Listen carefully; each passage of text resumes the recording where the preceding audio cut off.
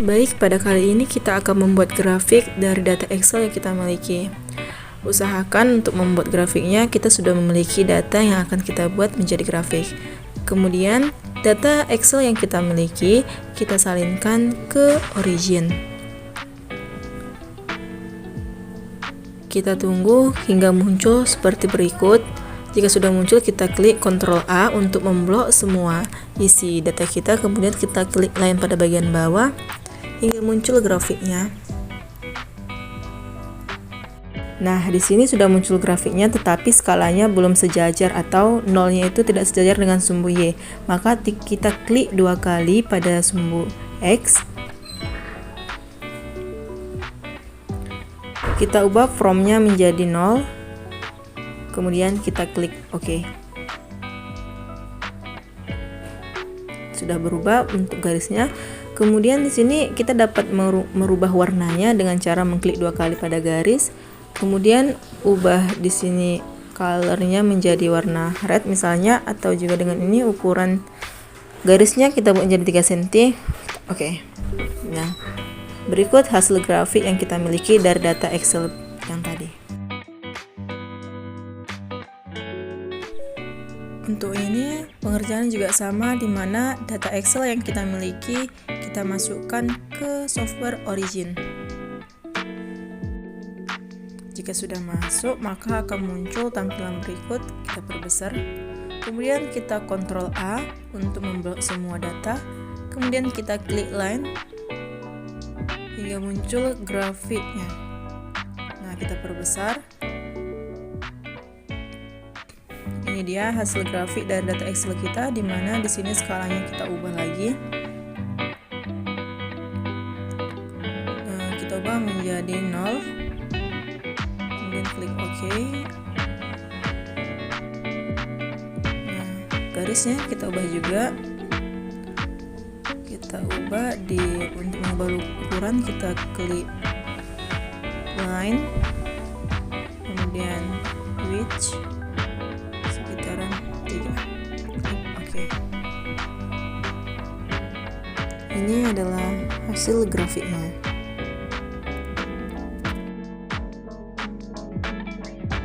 Baik, pada kali ini kita akan membuat grafik nilai siswa berdasarkan nilai pretest dan posttest. Bagaimana cara membuatnya? Maka simak video ini dengan baik dan juga benar. Yang pertama, kita itu harus memiliki sampel ataupun data yang akan kita buat menjadi grafik. Seperti pada lembar ini, kita sudah memilikinya. Kemudian sampel ini kita ubah dulu menjadi bentuk tabel dengan cara kita memblok data-data yang ingin dibuat jadi tabel, kemudian klik insert, kemudian tekan tabel dan klik OK. Dari kedua ini, pretest maupun posttest, kita jumlahkan, boleh dengan cara manual atau dengan cara cepat dengan menggunakan auto zoom. Klik auto zoom, maka dia akan otomatis sampai ke bawah karena sudah berdasarkan tabel yang kita buat. Kemudian kita pindahkan dulu. Kemudian kita ubah dulu ini kolomnya menjadi jumlah. Selanjutnya untuk kolom ini kita akan membagi nilai dari jumlah tersebut. Kita bagi dua berdasarkan pretest dan posttest, di mana rumusnya sama dengan kemudian blok pada nilai yang ingin kita bagi, kemudian bagi 2, klik enter, maka otomatis nilainya akan muncul. Nah, seperti yang kita lihat bahwa di sini nilainya masih ada koma. Untuk mengubahnya, maka kita ubah di sini. Kita blok dulu, kita blok, kemudian general kita ubah menjadi number.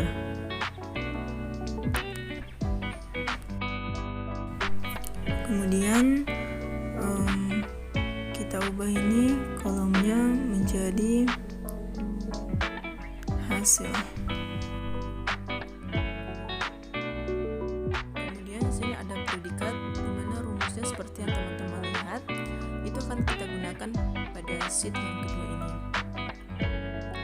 Di mana sama dengan if buka kurung blok pada nilai hasil, kemudian lebih besar sama dengan titik besar sama dengan 80, titik koma, tanda kutip sangat baik berdasarkan pada tabel bantu di samping.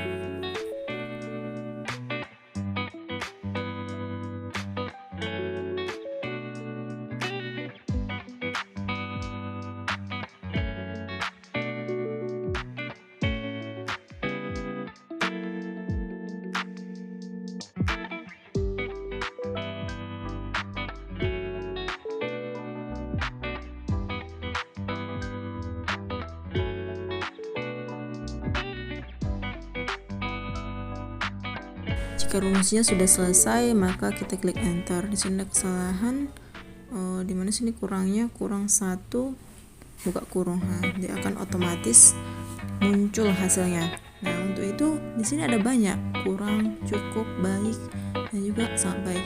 Untuk itu kita dapat menggunakan rumus COUNTIP,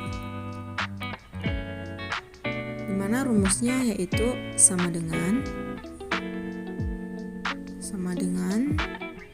COUNTIP, buka kurung, blok data, kemudian titik koma, tanda kutip sangat baik, tanda kutip tutup kurung.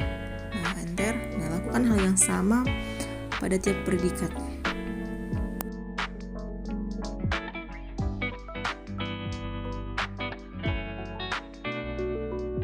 Untuk membuat grafiknya, kita upload dulu datanya, kemudian klik insert, dan di sini ada banyak pilihannya. Di sini saya mengambil bentuk batangan.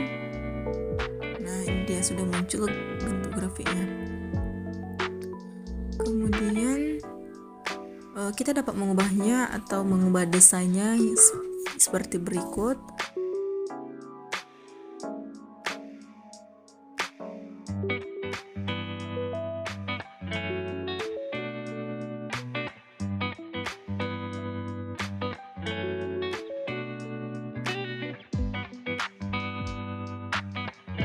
Ini adalah hasil grafik dari data yang kita miliki.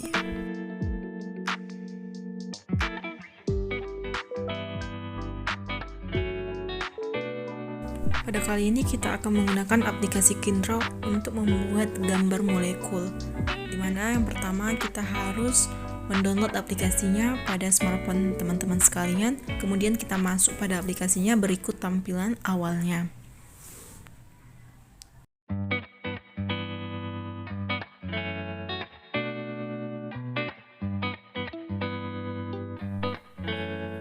Di sini terdapat banyak fitur dan juga di sini ada lembar kerja kita. Mari kita buat molekul yang akan kita gambar.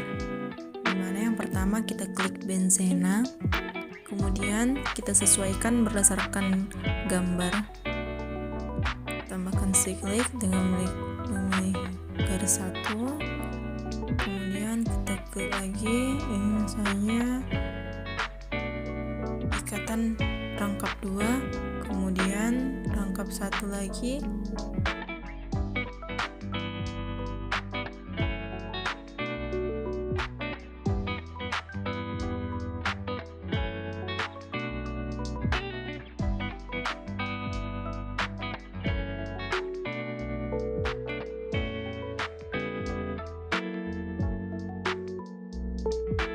untuk pemberian atom kita klik pada bagian kiri, di mana di situ terdapat atom mulai dari atom karbon. Kita klik atom karbon berdasarkan gambar. Kemudian oksigen, kemudian di sini ada klorida. Oke. Dari data ini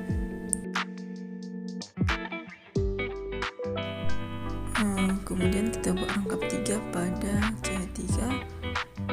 Kita geser dulu dengan mengklik bagian kanan, kemudian kita klik nitrogen.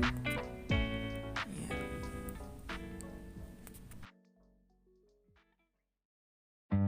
Ini adalah gambar molekul fenvalerate, dimana kita ini bisa dapat mengubahnya menjadi bentuk 3D dengan mengklik 3D pada bagian tersebut. Bisa kita geser-geser, kemudian kita bentuk van Walls. Kemudian pada bagian samping 3D ada formula, di mana di sini menampilkan tentang rumus-rumus yang ada pada data. Kemudian pada titik 3 kita dapat mentransformasinya atau mencari namanya berdasarkan IUPAC. Kita tunggu. Dan hasilnya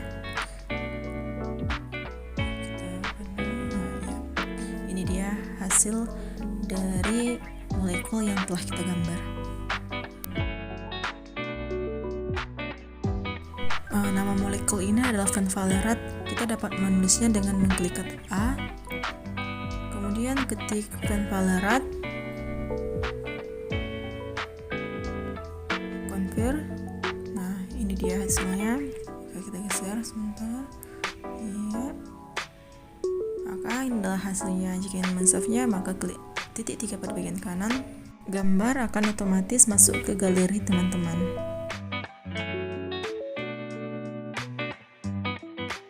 Kemudian pada kali ini kita akan menggambar omeprazole. Sama seperti sebelumnya, kita klik benzena, kemudian kita sesuaikan berdasarkan gambar sebelumnya.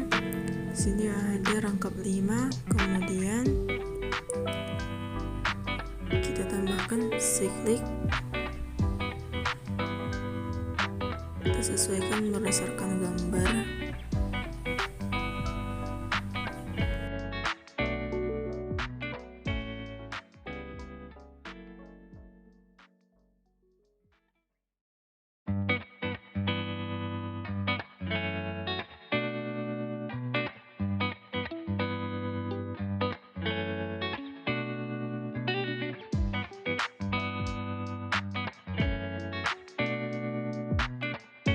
Kemudian atom-atom yang ingin kita masukkan ada di sebelah kiri, maka kita klik atom sebelah kiri, karbon, kemudian kita klik pada molekul, kemudian ada oksigen, ada juga nitrogen. Kita sesuaikan berdasarkan gambar.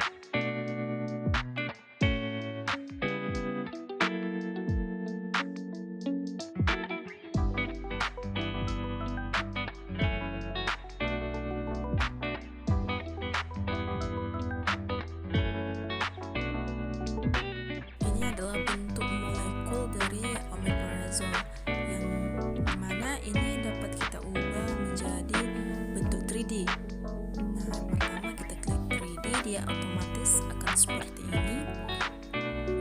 Kita dapat memutar-mutarnya, kemudian pada bagian kiri dia akan berubah menjadi seperti Michael van der Waals.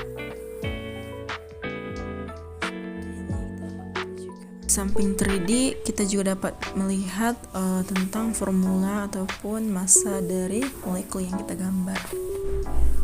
Kemudian pada bagian titik 3 kita dapat menentukan namanya berdasarkan epoch dengan menekan nama tersebut. Kita tunggu.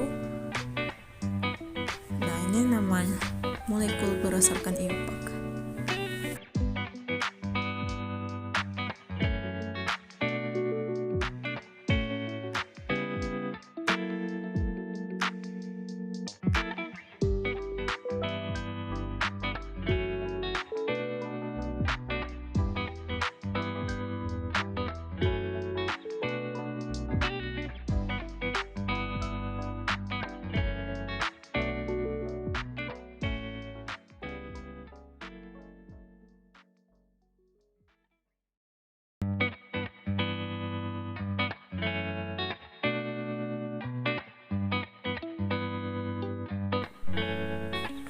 Ini adalah hasilnya. Semoga tutorial yang saya berikan dapat bermanfaat untuk kita semua. Saya pamit undur diri. Terima kasih.